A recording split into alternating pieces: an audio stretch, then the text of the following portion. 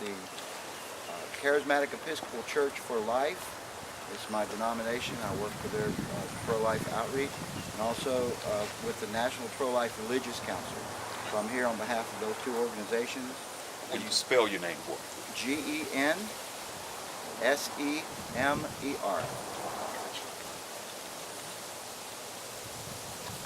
I am ready when you go. Well, we're here this morning as citizens of Birmingham and also citizens of the United States, and we believe that we have a duty and a responsibility to be here this morning. The organization that's behind me, the Planned Parenthood, is an organization that is funded by the federal government. That means $500 million of our tax money is given to Planned Parenthood, and we believe that they need to be held accountable for that money that they're given by the taxpayers. And also, as citizens of Alabama, citizens of Birmingham, that are very concerned about a deficiency report released by the Alabama Dept of Public Health, 17 pages of violations. This is not the first time that this particular Planned Parenthood has been cited for numerous violations, but it is the most recent, and as far as we know, the deficiencies have not been corrected, and they're very serious. These are infractions that destroy accountability and endanger patients. The Alabama Dept of Public Health cannot obviously be in every facility every second, but what we do know here is that there are direct violations of the Women's Right to Know Act, which is a law in Alabama passed by the legislature. That is that a failure by physicians to document fetal viability. Documenting fetal viability requires determining gestational age. And if both of these are being ignored, how can we know that this facility is doing abortions within the legal limit? Abortions in Alabama are only allowed up to 20 weeks. If they're not determining what the viability is, then how do we know that they're not doing abortions on women that are more than pregnant than 20 weeks, and that would violate Alabama law? We have no way of knowing if they're not documenting.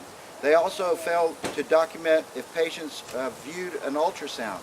This is also required by the Alabama's Women's Right to Know Act.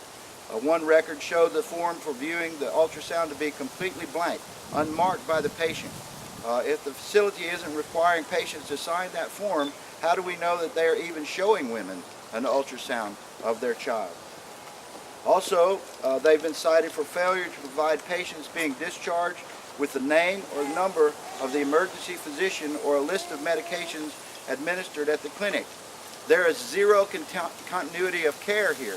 This is very important because this goes along with a case or a law that was passed in Alabama that would have required the physician here to have hospital admitting privileges. That was struck down by Judge Myron Thompson, and so now we see that if the physician is not required to have admitting facilities at the hospital, at a local hospital, and there's no care given, there's no name or given for a physician to care for these women after they leave, then there's no care after they leave. So what we're saying is that this place, Planned Parenthood, doesn't care about women. There are many other violations, and my assistant will talk about some of the other ones in a moment, but we consider these the most serious. But what we're saying is this place does not care about women. They say they care about women, but they don't care about women. They're not safe. This is not a clean place. You know, what we would say to them is what a friend of mine said that covered this story yesterday in a national article, that exactly to quote this statement of deficiency by the health department: if you have blood on your hands, wash them. That's what's going on here. There are many violations. It's 17 pages. You can read them all. They're available to the public. We'll be distributing these to the news media. And so I'm going to ask my assistant, Sarah Howell, if she'd like to come and say anything to add to what I've said.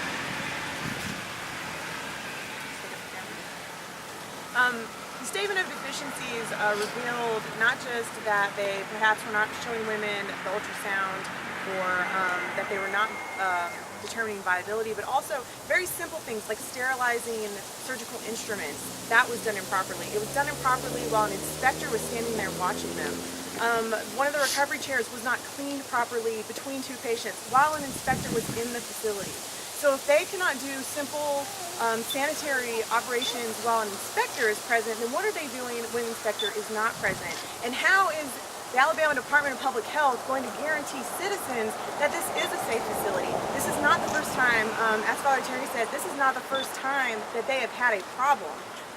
They have been reported before. They were on a year-long probation for not reporting cases of statutory rape.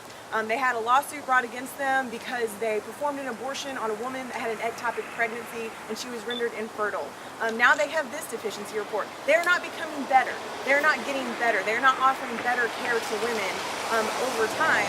In fact, they're either remaining the same or getting worse. And I believe it is the Alabama Department of Public Health, it is their responsibility to protect citizens and to protect women, and it's their responsibility to shut this place down. Citizens shouldn't have to be out here calling for the shutdown of Planned Parenthood. The Alabama Department of Public Health should be announcing the shutdown in order to protect its citizens. And that's what we're asking. We're asking for ADPH to simply do their job and to really protect women from a place that isn't offering legitimate health care. Thank you, Sarah. Yes, and just to add to that, I want to say that we will be sending, our attorneys are sending letters to the people that are responsible for overseeing these types of facilities, to the governor's office, the attorney general's office, to several key state legislators, to the Alabama Department of Public Health, and to the Board of Medical Examiners. And we will continue to call them out, to tell the public what's going on here, and we'll continue to demand that this place shut down. Several years ago in 2012, we started a campaign to reveal what was going on at another abortion clinic here in Birmingham, and it took us 2 years, but eventually that clinic, New Woman, All Women, was closed down. Now it has become a pile of rubble. I don't know how long it's going to take, but I can tell you this clinic will shut down. We'll be here to make sure it's shut down, and it'll become another pile of rubble in Birmingham, and women will be more safe because of that. So I want to thank those of you from the press that came. We appreciate you being here, and I appreciate all of you guys coming out this morning. And so if you have any questions, we'll do our best to answer. You guys did a pretty good job explaining. Mel, you got any? I just need to get a quick interview after the fact. Okay. Since I showed up late. Thank you. Thanks for coming. I know it's been a busy day. Thank you. Oh, no Appreciate problem it. at all.